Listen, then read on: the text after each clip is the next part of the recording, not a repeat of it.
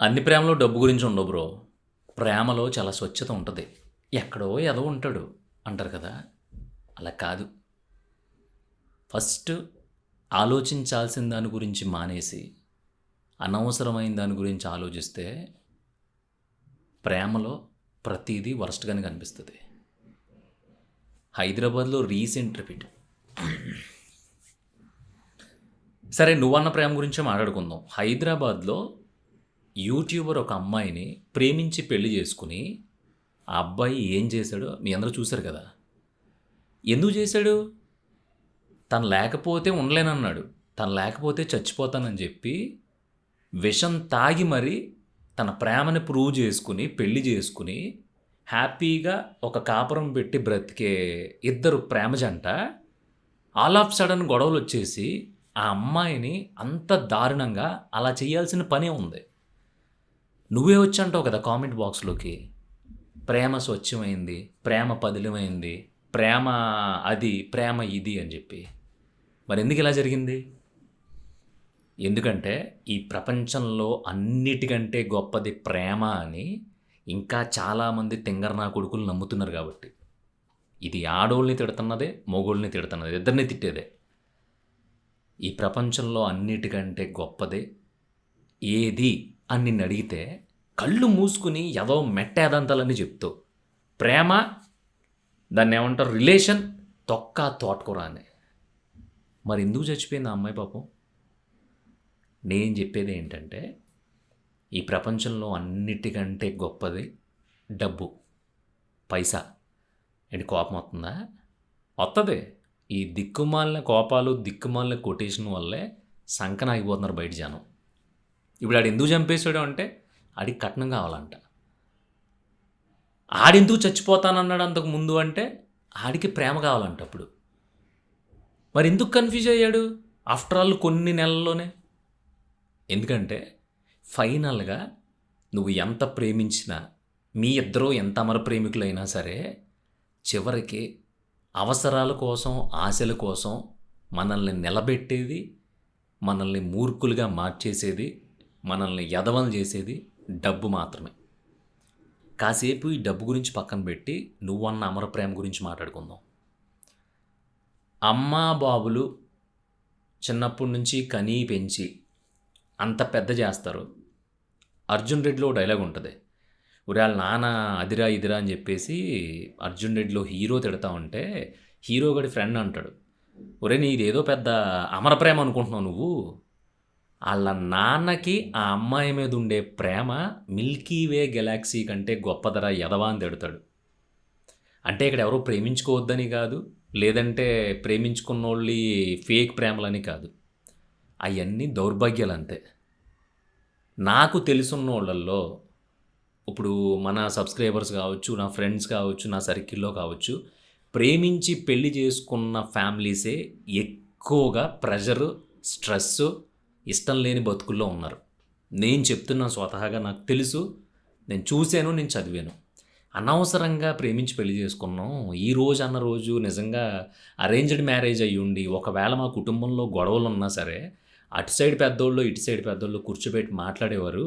కానీ ఇప్పుడు మాకు స్వతహాగా మాకు ఇష్టపడి మేము ఫైట్ చేసి పెళ్లి చేసుకోవడం వల్ల ఏదొచ్చినా సరే లోపలే దిగమింగుకుని బ్రతకాల్సి వస్తుంది. ఏమన్నా చెప్దామని ఒకటి 2 సార్లు చెప్తే, ఆ రోజు ఎగురుకుంటా వెళ్ళావు కదా, దోల తీరిందని అడుగుతున్నారు. సో ఎవరికీ చెప్పుకోలేక ఒక పిల్లనో పిల్లోడినో కనేసి, ఆడి ఎదవని తెలిసినా, లేదంటే అది సరైంది కాదు అని తెలిసినా సరే, కిక్కురు మనకుండా, గుట్టు చప్పుడు కాకుండా ఆ 2 రూముల అద్దింట్లో మూసుకుని బతికే ప్రేమ జంటలు ఎన్నున్నాయి నీకు తెలీదా? కామెంట్ చెయ్యి నువ్వు. నాకు తెలుసు ఇంతమంది ఉన్నారు. ఎవడో హ్యాపీగా లేడు. అందుకే కదా పాత వీడియోలో దాంట్లో ప్రేమ కంటే కామం గొప్పదంటే, అయ్య బాబోయ్ ఏం అలా అంటావేంటి, అసలు ప్రేమ అంటే ఏమనుకుంటున్నావు నువ్వు అని ఎంతమంది కామెంట్లు చేశారు. పోనీ వాళ్ళేమన్నా కొంపలో ప్రేమలు చూపిస్తున్నారంటే చూపించరు. వాళ్ళందరికీ ప్రేమలు ఉప్పొంగిపోయేది ఎప్పుడు అంటే, వాళ్ళు హ్యాపీగా ఉన్నప్పుడు, వాళ్ళు కంఫర్టబుల్గా ఉన్నప్పుడు. వాళ్ళకి కష్టం వచ్చినా, వాళ్ళకి ఏదైనా బాధ వచ్చినా, వాళ్ళకి ఎక్కడైనా ప్రెషర్ వచ్చినా, వాళ్ళకి ఇంకోటి వచ్చినా మాత్రం అవన్నీ ముందుకు వచ్చేసి ప్రేమ అనేది ఎక్కడో పెంటకుప్పలోకి వెళ్ళిపోద్ది అనమాట. దీని గురించి ఇంతలా చెప్పుకోవడానికి రీజన్ ఏంటంటే, ఒక షార్ట్ స్టోరీగా చెప్పుకుంటే ఏమీ తెలియని ఒక అమ్మాయి, ఆ అమ్మాయి మట్టుకు ఆ అమ్మాయి ఏదో బ్రతుకుతుంది. ఆల్ ఆఫ్ సడెన్ ఒక ఎదవ ఎంటర్ అయ్యాడు. అసలు నువ్వు లేక నేను లేను, నువ్వు లేకపోతే ఇంకంతా శూన్యం, సున్నా, కోడిగుడ్డు అని చెప్పి ఆ అమ్మాయిని ప్రేమలోకి దింపి వాటెవర్ సినిమాటిక్‌గా మాట్లాడుకుంటే ఇలాగే ఉంటది. ఆ అమ్మాయి ఒప్పుకోనంటే సూసైడ్ అటెంప్ట్ వరకు వెళ్ళి, అమ్మో! నా కోసం సూసైడ్ చేసుకున్నాడంటే ఈడు ఎంత గొప్ప ప్రేమికుడు అని చెప్పి అందరిని నమ్మించి, మేబీ అప్పుడు నిజంగానే ప్రేమించి ఉండొచ్చాడు. పెళ్లి చేసుకుని అంతా అయిపోయి పెద్ద పెద్ద గొడవలు, సినిమాటిక్ ఫైట్లు జరిగిన తర్వాత తీరా ఆళ్ళిద్దరికీ ఒక ఇల్లు తీసిపెట్టి హ్యాపీగా ఉండండిరా అని చెప్తే, మళ్ళీ గొడవలు పెట్టుకుని అనవసరంగా ఆ అమ్మాయిని అలా చేయడం జరిగింది. ఎన్నటిలో ఇంకా ఘోరమైన విషయం ఏంటంటే ఆ అమ్మాయి 5వ నెల ప్రెగ్నెంట్ అంట. సరే నీకిష్టం లేదు, నీకు డబ్బులు కావాలి. నువ్వు బరాబర్ తీసుకెళ్ళి వదిలేసి లేదంటే ఊరు నుంచి ఎక్కడికైనా కనిపించకుండా వెళ్ళిపోయి, బాబు నాకు డబ్బులు కావాలి, నాకు నడవట్లా, మినిమమ్ ఒక కారు కావాలి, ఒక డబుల్ బెడ్రూమ్ ఫ్లాట్ కావాలి, ఒక ఎకరం పొలం కావాలి, ఇయన్నీ నాకు కావాలి కాబట్టి, అయన్నీ నాకు కావాలంటే మీరే ఇవ్వాలి కాబట్టి, మా ఇంట్లోనోళ్ళు చేతకానోళ్ళు కాబట్టి, ఇదిగో మీ అమ్మాయిని మీ ఇంటికి పంపేస్తున్నా. నేను మంచిగా ఎవరైనా డబ్బున్న అమ్మాయిని చూసి చేసుకుంటా. నా కోసం ఒక 200 మంది క్యూ లైన్‌లో నుంచున్నారు అని చెప్పేసి వెళ్ళిపోయి ఉంటే, మహా అయితే నిన్ను కొట్టేవారేమో, లేదంటే గొడవ పడేవారేమో, లేదంటే చివరించుకొని డైవర్స్ ఇచ్చేవారేమో, లేదంటే కొన్ని రోజులు ఆ గొడవలు నడిచేయేమో.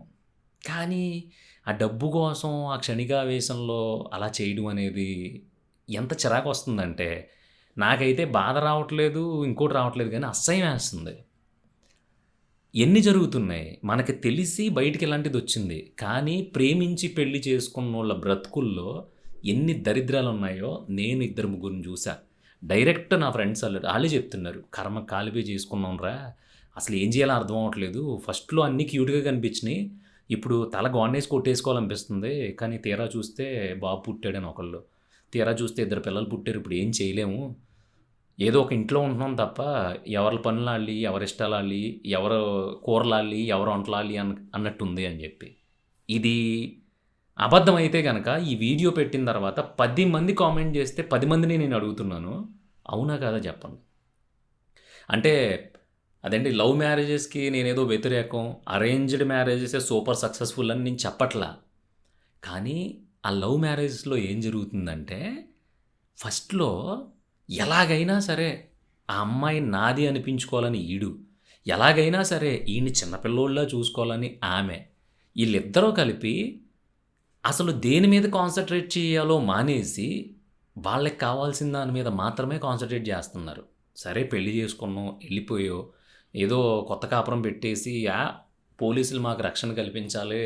మా అన్యోన్య దాంపత్యాన్ని, ప్రేమని ఈ ప్రపంచం అర్థం చేసుకోవట్లేదు. మేము గంజి తినన్నా సరే బ్రతుకుతాం అని ఒక సినిమాటిక్ డైలాగ్ కొట్టేసి దొబ్బేస్తున్నారు గదా! తర్వాత అవసరమైతే ఆడు రాళ్ళు కొట్టుకుంటూ ఉంటే, ఆడు కొట్టిన రాళ్ళని నువ్వు వరుసలో పెట్టి, ఆడికో 250 నీకో 200 కూలి ఇస్తా ఉంటే, ఇద్దరు కలిపి 450 సంపాదించుకున్నప్పుడు రూ. 50 దాచుకుని 400 ఖర్చు పెట్టుకుంటారా? లేదంటే రూ.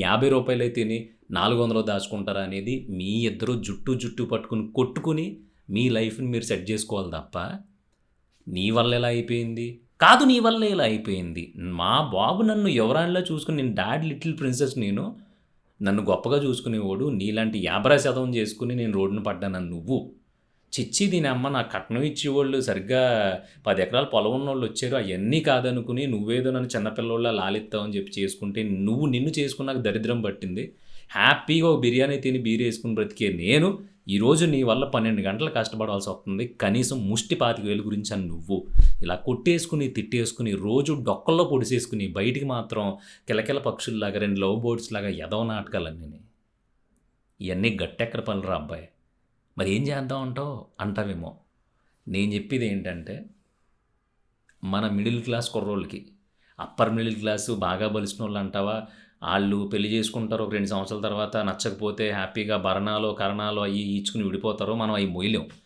కానీ మిడిల్ క్లాస్, బిలో మిడిల్ క్లాసోళ్ళకి నేను చెప్పేదేంటంటే, దయచేసి ఫస్టు ఆ 4 డబ్బులు సంపాదించండి.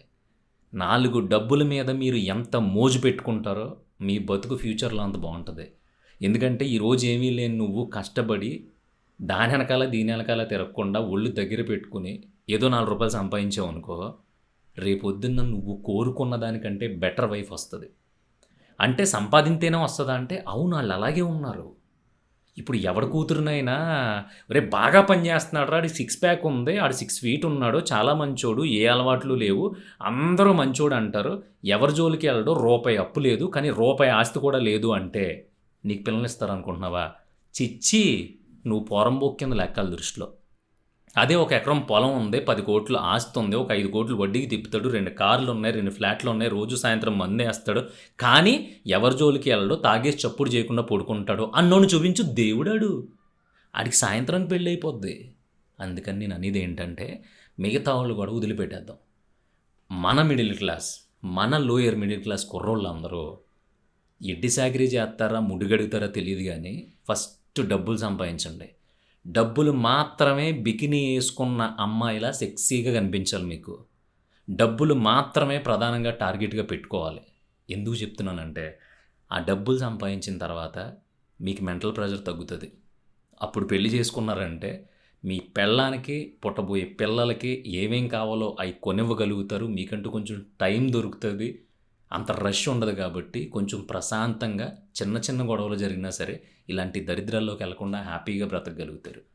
తాడు బొంగరం లేకుండా ఒక అమ్మాయి చుట్టూ తిరిగేసి అది పడేదాకా దాన్ని హింసించేసి, పడిన తర్వాత కూడా హింసించేసి, మీరు హింసపడిపోయి రకరకాల పెంటలు పెట్టేసుకుని ఆ ఉన్న షార్ట్ పీరియడ్ ఏదైతే కష్టపడాల్సిన టైం ఉంటుందో ఆ 25 to 35 లేదంటే 20 to 30 లేదంటే 20 to 35 ఈ కష్టపడాల్సిన టైం అంతా ఈ పెంటలతో తలపోట్లతో గడిపేశారనుకో, తర్వాత లైఫ్ చాలా దరిద్రంగా ఉంటుంది. మదనపడి చచ్చిపోతారు మీరు ఆలోచించి. ఇదైతే పక్కా, దీంట్లో ఏ మాత్రం డౌట్ లేదు. అందుకని ప్రేమ అనేది బాగుంటుంది. ఎప్పటి వరకు? రూమ్కి వెళ్ళే వరకు బాగుంటుంది, రూమ్కి తీసుకువెళ్ళే వరకు బాగుంటుంది, నాది అనిపించుకునే వరకు బాగుంటుంది, నాది అయిపోయిన తర్వాత కూడా బాగుంటుంది. కానీ దాన్ని చివరి వరకు మొయ్యాల్సిన సిచ్యువేషన్ వచ్చినప్పుడు దోల తీరిపోద్ది.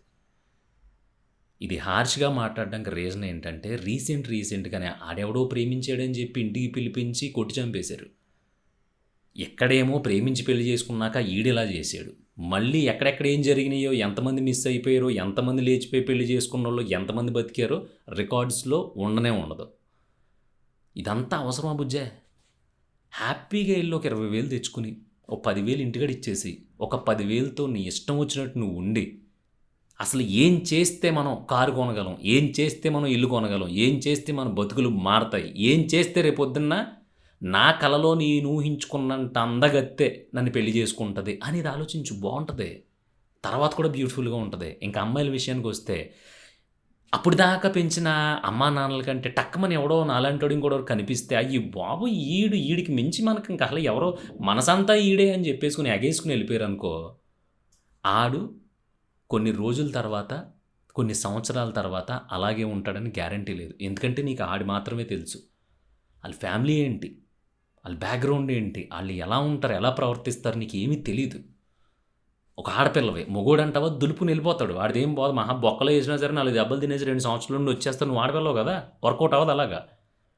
అదే ఇంట్లో వాళ్ళు చేసిన సంబంధం అనుకో, నేను సెక్యూర్ అనుకుంటున్నాను అదైతే. ఎందుకంటే వాళ్ళు వచ్చి 2 పీకుతారు, లేదంటే గొడవకి వెళ్ళి నిన్ను నమ్మి నీకు ఇంత ఇచ్చి, లేదంటే ఇంతమంది సమక్షంలో నీకు పెళ్లి చేస్తే నువ్వేంట్రా అడిగినా కొడుకులా చేస్తున్నావు అని చెప్పి వాళ్ళందరూ కూర్చుని మాట్లాడతారు. మళ్ళీ చెప్తున్నా, లవ్ మ్యారేజ్ చేసుకోకూడదు, అరేంజ్డ్ మ్యారేజ్ బెస్ట్ అనేది ఎవడో రాసి పెట్టలేడు. ఎవడ తలరాతలు ఎలా ఉంటే అలా పోతాయి. కానీ మన కళ్ళు ఎదురుకుండా ఇన్ని దరిద్రాలు కనిపిస్తున్నప్పుడు కోరి అట్లోకి ఎందుకు దిగాలి అనేది నా పాయింట్. ఇంకెంత మాట్లాడుకున్నా ఇది ఇలాగే ఉంటుంది.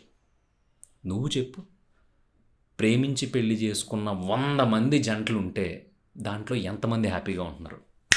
నీది ఇప్పుడు ఆన్సర్ కామెంట్ చేయి, నేను చూస్తా.